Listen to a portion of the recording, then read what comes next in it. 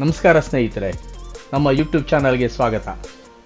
ಇವರೇ ನೋಡಿ ನಾಡಪ್ರಭು ಕೆಂಪೇಗೌಡರು, ನಮ್ಮ ಬೆಂಗಳೂರನ್ನು ಕಟ್ಟಿದ ದೊರೆ. ನಾವೀಗ ಕೆಂಪೇಗೌಡ ಇಂಟರ್ನ್ಯಾಷನಲ್ ಏರ್ಪೋರ್ಟ್ ಟರ್ಮಿನಲ್ 11ಗೆ ಹೋಗ್ತಾ ಇದ್ದೀವಿ. ನಮ್ಮ ಪ್ಲ್ಯಾನ್ ಏನು ಅಂತ ಹೇಳಿದ್ರೆ, ಬೆಂಗಳೂರಿಂದ ಕನ್ಯಾಕುಮಾರಿಗೆ 2 ದಿನದ ಟ್ರಿಪ್ಪನ್ನು ಹಾಕ್ಕೊಂಡಿದ್ದೀವಿ. ನಿಮಗೆ ನೋಡ್ತಾ ಇದ್ದೀರಾ, ಇದೇ ಟರ್ಮಿನಲ್ 1 ನೋಡಿ. ಇದೇ ಟರ್ಮಿನಲ್ 1 ನೋಡೋಕ್ಕೆ ತುಂಬ ಸುಂದರವಾಗಿದೆ. ಇದನ್ನು ಗಾರ್ಡನ್ ಸಿಟಿ ಕಾನ್ಸೆಪ್ಟಲ್ಲಿ ಕಟ್ಟಿದ್ದಾರೆ.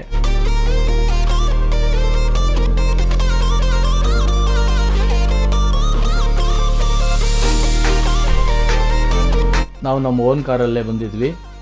ಕಾರ್ ಪಾರ್ಕಿಂಗ್ T4ನಲ್ಲಿ ಪಾರ್ಕ್ ಮಾಡಿದ್ವಿ.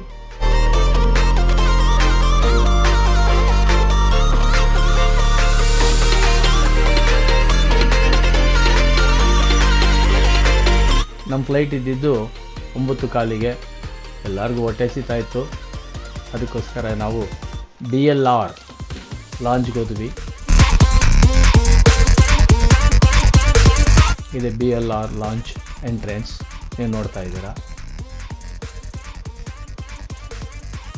DLR ಲಾಂಜ್ಗೆ ₹2 ಚಾರ್ಜ್ ಮಾಡ್ತಾರೆ.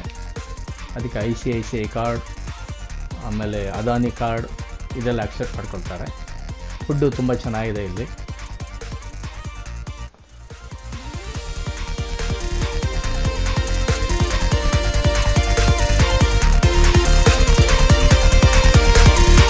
ನೆಕ್ಸ್ಟ್ ನಾವೀಗ ಫ್ಲೈಟ್ ಹತ್ರ ಹೋಗ್ತಾ ಇದ್ದೀವಿ. ಫ್ಲೈಟ್ ಹತ್ರ ಹೋಗಬೇಕು ಅಂತ ಹೇಳಿದ್ರೆ ಬಸ್ಸಲ್ಲೇ ಹೋಗಬೇಕು. ನಾವು ಬಸ್ಸಲ್ಲೀಗ ಟ್ರಾವೆಲ್ ಮಾಡ್ತಾ ಇದ್ದೀವಿ.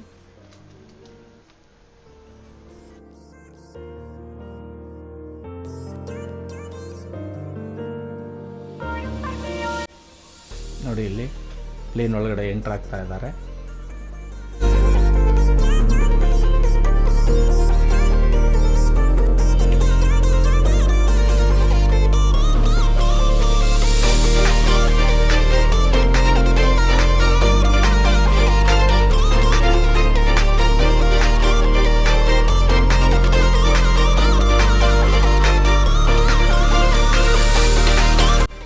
ತಿರುವನಂತಪುರಂನಲ್ಲಿ ಹಾಲ್ಟ್ ಆಗಿ ನಾವು ಬೆಳಗ್ಗೆ 9 ಗಂಟೆಗೆ ಹೊರಟು ಕನ್ಯಾಕುಮಾರಿಗೆ 11 ಗಂಟೆಗೆ ಬಂದು ತಲುಪಿದ್ವಿ. ಇದೇ ನೋಡಿ ಕನ್ಯಾಕುಮಾರಿ. ಕನ್ಯಾಕುಮಾರಿ ಅಂತ ಹೆಸರು ಬರೋಕ್ಕೆ ಕಾರಣ ಏನು ಅಂತ ಹೇಳಿದ್ರೆ, ಪಾರ್ವತಿ ದೇವಿ ಶಿವನನ್ನು ಮದುವೆಯಾಗುವುದಕ್ಕೋಸ್ಕರ ತಪಸ್ಸು ಮಾಡ್ತಾಳೆ. ಕೊನೆಗೆ ಶಿವ ನಿನ್ನನ್ನು ಮದುವೆ ಆಗ್ತೀನಿ ಅಂತ ಹೇಳ್ತಾನೆ. ಆದರೆ ಶಿವ ಕಡೆಗೆ ಬರೋದೇ ಇಲ್ಲ. ಪಾರ್ವತಿ ಕನ್ಯಾಯಾಗಿ ಉಳ್ಕೊಂಡ್ಬಿಡ್ತಾಳೆ. ಅದಕ್ಕೆ ಇದನ್ನು ಕನ್ಯಾಕುಮಾರಿ ಅಂತ ಹೇಳ್ತಾರೆ.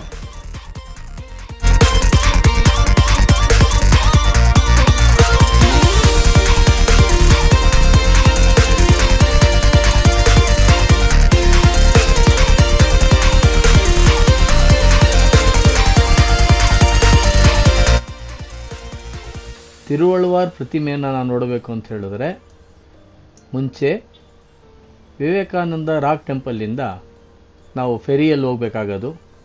ಫೆರಿ ಅಂತ ಹೇಳಿದ್ರೆ ಬೋಟ್. ಅದು ಈಗ ಹೊಸದಾಗಿ ಗ್ಲಾಸ್ ಬ್ರಿಡ್ಜನ್ನು ಕನ್ಸ್ಟ್ರಕ್ಷನ್ ಮಾಡಿದ್ದಾರೆ. ನೀವು ನೋಡ್ತಾ ಇದ್ದೀರಾ, ಇದೇ ಗ್ಲಾಸ್ ಬ್ರಿಡ್ಜ್.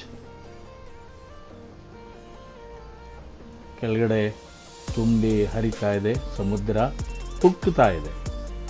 ನೀವು ನೋಡ್ತಾ ಇದ್ದೀರಾ, ಜನ ಅದ್ರ ಮೇಲೆ ನಡ್ಕೊಂಡು ಹೋಗ್ತಾ ಇದ್ದಾರೆ. ಇದೇ ಹೊಸದಾಗಿ ಮಾಡಿರೋ ಗ್ಲಾಸ್ ಬ್ರಿಡ್ಜ್.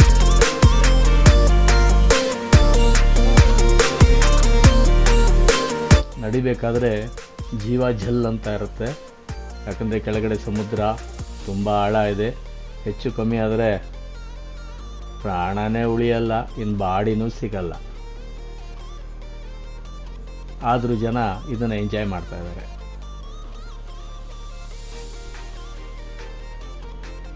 ನೀವು ನೋಡ್ತಾ ಇದ್ದೀರಾ, ತಿರುವಳ್ಳುವಾರ್ ಅವರ ಪ್ರತಿಮೆ. ತಿರುವಳ್ಳುವಾರ್ ರವರು ತಮಿಳಿನ ಪ್ರಸಿದ್ಧ ಕವಿ. ಈ ತಿರುವಳ್ಳುವಾರ್ ಪ್ರತಿಮೆ 133 ಅಡಿ ಎತ್ತರ ಇದೆ. ಮತ್ತೊಂದು ಈ ತಿರುವಳ್ಳವರ ಪ್ರತಿಮೆ ಏಕಶಿಲಾ ವಿಗ್ರಹ.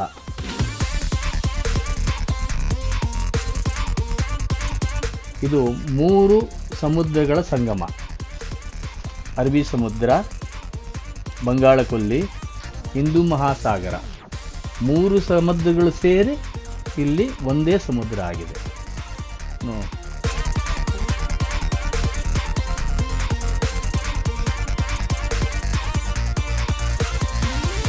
ಎಲ್ಲಿ ನೋಡಿದ್ರೂ ಸಮುದ್ರನೇ.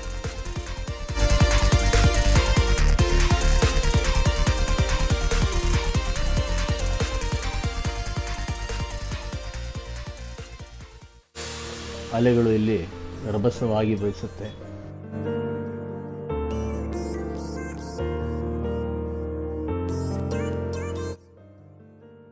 ನೋಡಿ, ಇದೇ ಏಕಶಿಲಾ ವಿಗ್ರಹ ತಿರುವಳ್ಳುವಾರವರದು. 133 ಅಡಿ ಎತ್ತರ ಇದೆ. ತುಂಬ ಚೆನ್ನಾಗಿದೆ ನೋಡೋಕ್ಕೆ. ಏಕಶಿಲಾ ವಿಗ್ರಹ, ಅದನ್ನು ನಾವು ಮರಿಬಾರ್ದು. ಒಂದೇ ಶಿಲೆಯಲ್ಲಿ ಕೆತ್ತಿರುವಂಥದ್ದು.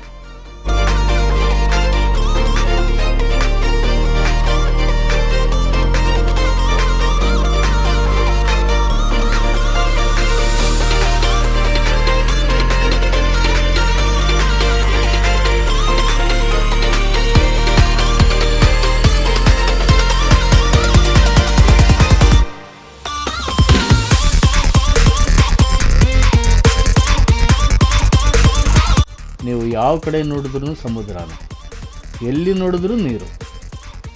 ನೋಡಿ, ಫೆರ್ರಿ ಹೋಗ್ತಾ ಇದೆ ಜನರನ್ನು ಆ ಕಡೆಯಿಂದ ಕರ್ಕೊಂಬರೋಕ್ಕೆ. ಅಲೆಗಳ ರಭಸ ತುಂಬ ಜೋರಾಗಿದೆ ಇಲ್ಲಿ.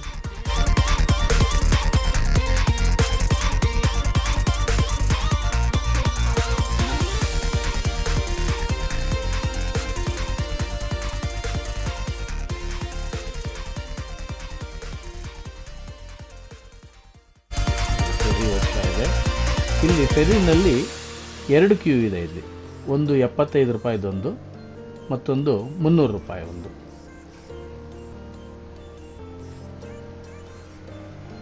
ನೋಡಿ, ಟರ್ನ್ ಹೊಡಿತಾ ಇದೆ ಫೆರ್ರಿ. ಆ ದೃಶ್ಯ ತುಂಬ ರಮಣೀಯವಾಗಿದೆ.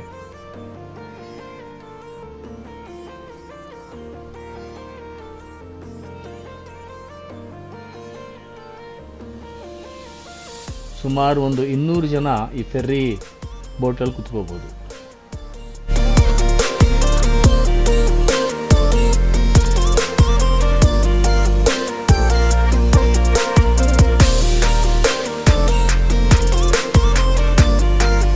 ನೋಡಿ, ಜನ ಸೇಫ್ ಜಾಕೆಟ್ಗಳನ್ನ ಹಾಕ್ಕೊಂಡು ಈ ಫೆರ್ರಿಯಲ್ಲಿ ಪ್ರಯಾಣಿಸ್ತಾರೆ. ಒಬ್ಬರಿಗೆ 75 ರೂಪಾಯಿ ಒಂದು ಫೆರಿಯಲ್ಲಿ. ಜನ ಜಾಸ್ತಿ ಇರ್ತಾರೆ ಅದರಲ್ಲಿ. ಮತ್ತು ಇನ್ನೊಂದು, ಬೇಗ ನಿಮಗೆ ನೋಡಬೇಕು ಅಂತ ಹೇಳಿದ್ರೆ 300 ರೂಪಾಯಿ ಕೊಟ್ಟು ಬಂದರೆ ಅದರಲ್ಲಿ ಬೇಗ ಬರ್ಬೋದು. ನೋಡಿ, ಅಲೆಗಳ ರಭಸ ತುಂಬ ಜೋರಾಗಿದೆ.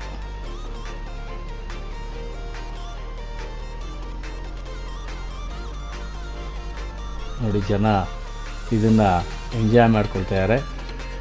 ಇದರಲ್ಲಿ ಮುಖ್ಯವಾದ್ದು ಜಾಕೆಟ್ ತುಂಬ ಒಳ್ಳೆಯ ರಕ್ಷಣೆಯನ್ನು ಕೊಡುತ್ತಂಥದ್ದು.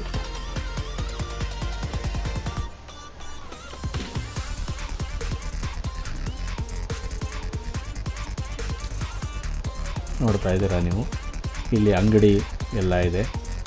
ನೀವು ಏನನ್ನು ಬೇಕಾದ್ರೆ ಇಲ್ಲಿ ತಗೋಬೋದು. ಕನ್ಯಾಕುಮಾರಿಯಿಂದ ಮುಗಿಸ್ಕೊಂಡು ನಾವು ನೆಕ್ಸ್ಟು ಅನಂತ ಪದ್ಮನಾಭ ಸ್ವಾಮಿ ದೇವಸ್ಥಾನವನ್ನು ನೋಡೋಕ್ಕೆ ಹೊರಟಿದ್ವಿ. ಮಾರನೇ ದಿನ ನಾವು ಬೆಳಗ್ಗೆ ಸುಮಾರು 9 ಗಂಟೆಗೆ ಅನಂತ ಪದ್ಮನಾಭ ಸ್ವಾಮಿ ದೇವಸ್ಥಾನವನ್ನು ನೋಡ್ತಾ ಇದ್ವಿ.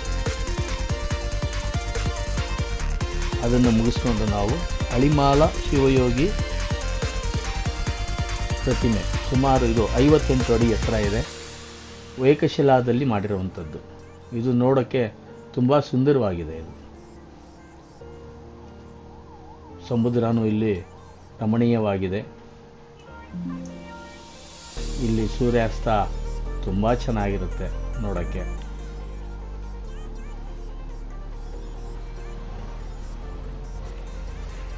ಮುಗಿಸ್ಕೊಂಡು ನಾವು ರಾತ್ರಿ 9:05ಕ್ಕೆ ಬೆಂಗಳೂರಿಗೆ ಪ್ರಯಾಣವನ್ನು ನಾವು ಮುಂದುವರಿಸಿದ್ವಿ.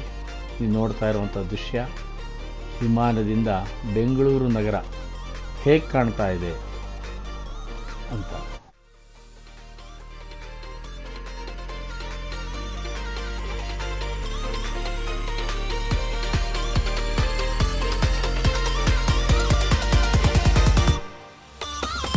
ನೋಡಿ, ಇದೆ ನಮ್ಮ ಟರ್ಮಿನಲ್ 2.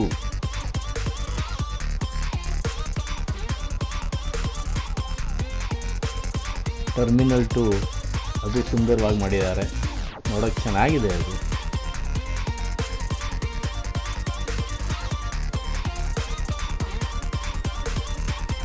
ಧನ್ಯವಾದಗಳು ಇಷ್ಟೊತ್ತು ನಮ್ಮ ಚಾನಲನ್ನು ವೀಕ್ಷಿಸಿದ್ದಕ್ಕೆ.